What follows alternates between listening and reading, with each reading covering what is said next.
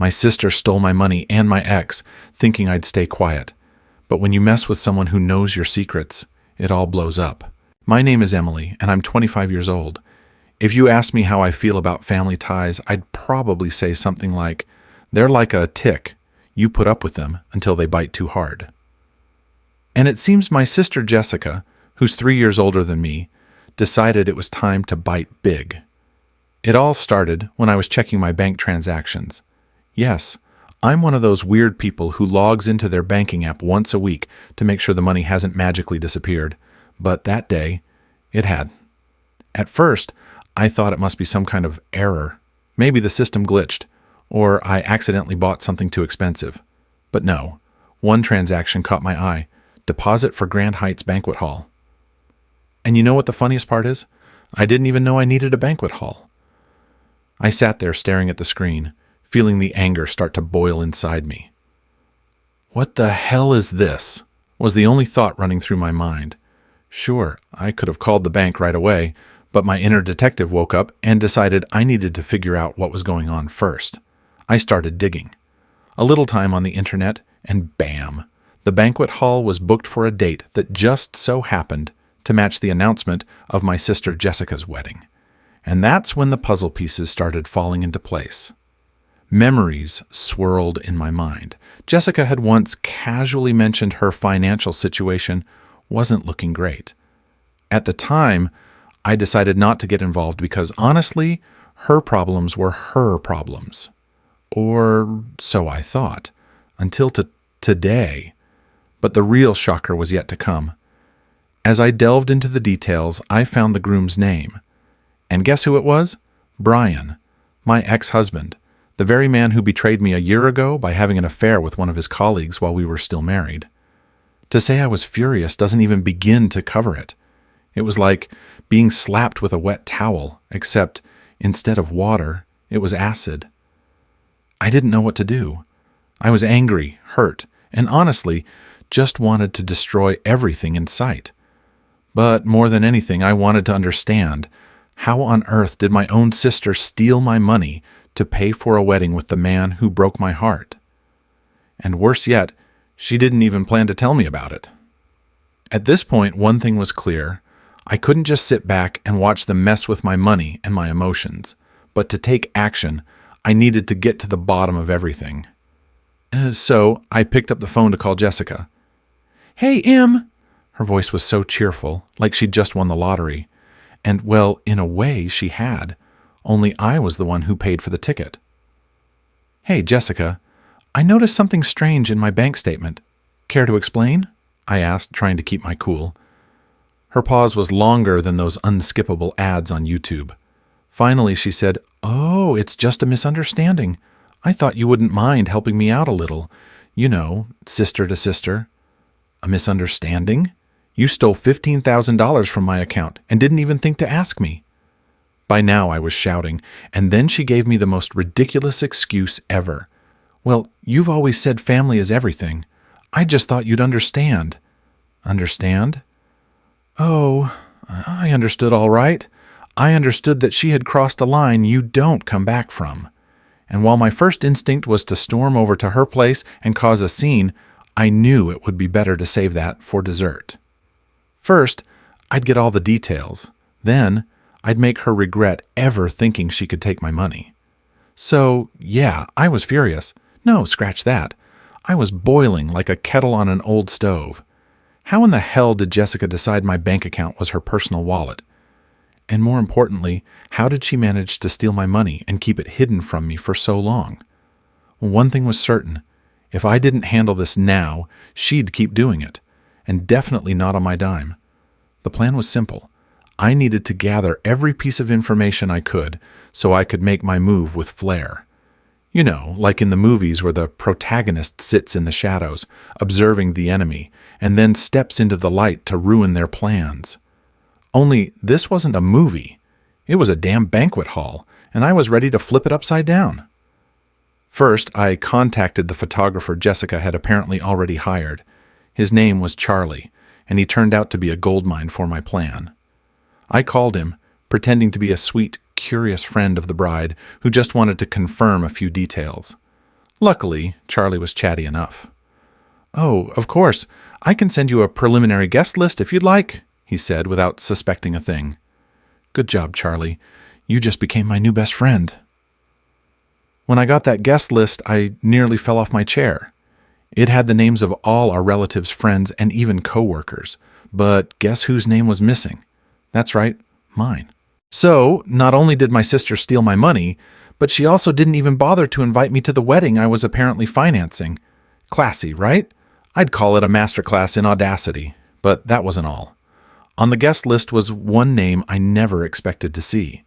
Brian's. His name stood out like a neon sign in a dark alley. That was the final straw. My patience was officially gone. "Okay, Jessica, you want your dream wedding?" "Then I'm going to turn it into the nightmare of the century," I told myself. But to do that effectively, I needed to dig up even more dirt. The next step was to investigate the groom. After all, if anyone could be in on this scheme, it was Brian. I found him online and did a little digging into his profile. Oh, he was still the same old Brian. Fake sweet, posting inspirational quotes, and of course, not a single mention of his upcoming wedding. That was already suspicious. But the real fun began when I stumbled across a profile belonging to another woman. She had posted pictures with him just last week, captioning them with things like, "My happiness, my love." A love triangle? Of course. And it seemed neither this woman nor my sister had any clue about the other. Brian was clearly playing both sides. It took me only a couple of hours to track down this woman. Her name was Lauren, and at first she was understandably skeptical. But as soon as I sent her screenshots of the guest list and a few photos of Jessica in her wedding dress, she realized her boyfriend wasn't who she thought he was. "This is insane! How could he do this?" she practically shouted over the phone. "Welcome to the club, Lauren." Brian had deceived both of us, and let me tell you, I was more than ready to team up and take him down. By the time I finished my investigation, I had enough material to not only ruin the wedding, but also completely destroy the reputations of both key players in this melodrama. Jessica thought she was the smart one? Well, dear sister, the game had only just begun, but this was just the warm-up. Now that I had the evidence of their lies, I needed to figure out the best way to use it. If you think I rushed into action, you'd be wrong. I wanted to play the long game, because revenge isn't just an act, it's an art. I may not be a master strategist, but if there's one thing I excel at, it's putting together puzzles. And this time, I had the dirtiest, juiciest puzzle in the history of family drama. Jessica wanted her dream wedding on my dime. Fine, but I was going to make sure her big day became her worst nightmare. First, I teamed up with Lauren, the same Lauren who thought Brian was her one true love. We met at a cafe, and honestly, I expected to see someone in tears. But instead, Lauren was a firecracker, direct and ready to take action. When I told her Brian was marrying my sister, she smirked and said, "So, he thinks he can have two brides? Let's ruin his big day." From that moment, we were a team. Lauren focused on gathering dirt on Brian, while I turned my attention to Jessica. I already had a recording of her admitting to stealing my money, but that wasn't enough. I wanted to expose her so thoroughly that she'd never recover. The next step was recruiting allies among the wedding guests. Honestly, this was easier than I expected. Many of them already had issues with Jessica because of her constant manipulation and drama. One relative even said, "I'm surprised she made it this far without burning more bridges." So when I told them what she'd done, they were more than willing to help. Now I had a team, evidence, and the drive to turn this wedding into absolute chaos. All that was left was to wait for the big day. The night before the wedding, I prepared everything: the files, the recording of her confession, and even a presentation that would play on the banquet hall's big screen. Yes, it was going to be epic. I felt like the villain in a movie, except this time the audience would be cheering for me. To add a personal touch, I ordered a cake with the words "Enjoy the Lies" written on it and had it delivered to the venue. Just a little reminder that her deception wouldn't go unnoticed. Everything was set. All I had to do now was wait for the show to begin. And trust me, it was going to be spectacular. The day of the wedding arrived, and I felt like a spy on a covert mission. Except, instead of saving the world, I was here to destroy the celebration of the two most toxic people I knew. I walked into the banquet hall like an innocent guest, as if I'd been officially invited. Technically, I'd given myself an invitation. The place was picture perfect. Pristine, white decorations, an orchestra on stage, and even a photo zone with a ridiculous banner that read, "Forever in Love" in huge letters. Seriously? You know, to say they couldn't be serious. I nearly burst out laughing. As the guests began to settle into their seats, I approached Brian. His face went pale the moment he saw me. "Emily, what are you doing here?" he whispered, as if I was supposed to disappear like a bad memory. "Oh, don't worry, Brian. I'm just here to celebrate your big day," I said with a smile that could have frozen over hell. He stammered something incoherent, but before he could say more, I moved past him and took my seat right in the middle of the action. The stage was set, and the players were in position. All that was left was to pull back the curtain on the greatest performance of their lives. I smiled as if it were just another day. "Just here to celebrate your big day. Oh, and to make sure you don't forget your other girlfriend, Loren." His eyes widened, and the champagne glass nearly slipped from his hand. "What are you talking about?" he stammered, clearly nervous. I leaned in closer and whispered, "You'll find out. Just wait for my toast." When the ceremony started, Jessica appeared in her dress. I'll admit it was a stunning gown, but if I were her, I'd have gone with something simpler, easier to run in, you know? I sat quietly, watching everything unfold according to plan, but inside I was counting down the seconds until my moment to shine. After the vows were exchanged, I stood up and took the microphone. "Excuse me, everyone," I began with an innocent smile. "Before we toast to the happy couple, I thought it'd be fun to share a little truth about the lovebirds." The room went silent. Jessica froze as if paralyzed. Brian, on the other hand, looked like he was scouting for the nearest exit. I turned on the projector, and the screen lit up with screenshots of Jessica's conversations with Brian's other girlfriend. The crowd gasped. A few people chuckled nervously. I continued, "Oh, but wait, there's more. Did you know this entire wedding was funded by theft? Yep, Jess here thought it'd be fun to steal $15,000 from me. You're welcome, by the way." Gasps and whispers filled the room. Jessica finally found her voice and screamed, "This is insane! She's lying!" But then I played the audio recording of her confessing to the theft. That was the knockout punch. Some guests began to leave. Others started filming on their phones, while a few simply laughed at the absurdity of the situation. Brian quietly slipped out, and honestly, I didn't even try to stop him. Mission accomplished. The show was in full swing, and I was the director, writer, and star all at once. Jessica tried to yell something, but her voice was drowned out by the murmurs and snickering of the guests.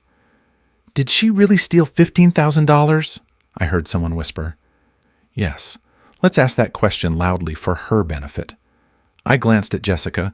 She stood in the middle of the room, like an actor who'd wandered onto the stage without a script. Her face was red, her eyes darting around as if searching for an escape.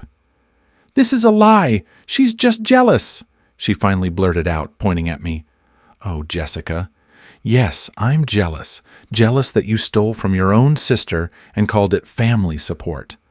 Great theory." I raised the microphone again, lifting it like a gavel. "Oh, I'm jealous, all right. Jealous of how boldly you can steal and think no one will notice. But guess what? Everyone knows now." The screen continued to display more evidence, screenshots of transactions, Jessica's messages, and of course, her recorded confession. The guests were whispering louder now. I even noticed one of our relatives grab a glass of wine and take a big gulp, like they were trying to process it all. Meanwhile, Brian was sitting quietly in a corner. I walked over to him to add the final touch. "So, how's it feel to be the main character in a soap opera you didn't even audition for?" He looked at me but said nothing. Maybe he realized the word finito summed up his situation perfectly. Jessica, however, wasn't ready to surrender without a fight. She suddenly grabbed the microphone from my hand and started defending herself. "This is not what it looks like. She's twisting everything." I just smirked. "Twisting? Sweetheart, I didn't twist anything. You did all the hard work yourself. I'm just here for the encore." The crowd was firmly on my side. Someone even started clapping, and I noticed my cousin recording the whole thing on video. Perfect. This scene was destined to become a permanent part of family lore. I could feel the tension in the room reach its peak. What was supposed to be Jessica's triumphant wedding day had turned into the most humiliating day of her life. And you know what? I had no regrets. When it was all over, the banquet hall looked like a battlefield. Instead of shattered buildings, though, it was Jessica's shattered dreams scattered everywhere. The guests began to leave, some offering me sympathetic glances, others clearly enjoying the drama. Honestly, I didn't care. I was the victor, and that was enough. Jessica still stood frozen in place, as if hoping time might magically rewind itself. I approached her, keeping my composure even though satisfaction pulsed through me. "You know, Jess, you could have just asked. Maybe I would have helped. But stealing? That's a whole new low even for you." Her lips trembled, but instead of apologizing, she spat out, "You ruined everything. I was just trying to have my moment." I rolled my eyes. "Your moment? Stealing from your own sister and playing the victim? That's your moment? Congrats. You nailed it." Brian, sensing this was his chance to slip away, hurried toward the exit without even glancing back at Jessica. Perfect. Their happily ever after fell apart faster than I could lay out my evidence. And Jessica? She just watched him leave, as if finally realizing she was utterly alone. But my work wasn't done. The next day, I filed a police report for the theft. This wasn't about revenge anymore. It was justice. Jessica had always believed she could do whatever she wanted without facing any consequences. It was time to prove her wrong. And the funniest part? A few relatives who initially sided with her started apologizing. One even said, "Honestly, we didn't think she'd actually do something like this. We're sorry." "Oh, really? You didn't know? Well, congratulations. You've just met the real Jessica." Now, I'm sitting at home, sipping coffee and staring out the window. My life isn't perfect, but at least I know no one will dare mess with my money again. And you know what? Sometimes the best lessons are the hardest ones. Jessica learned hers, or at least, I hope she did.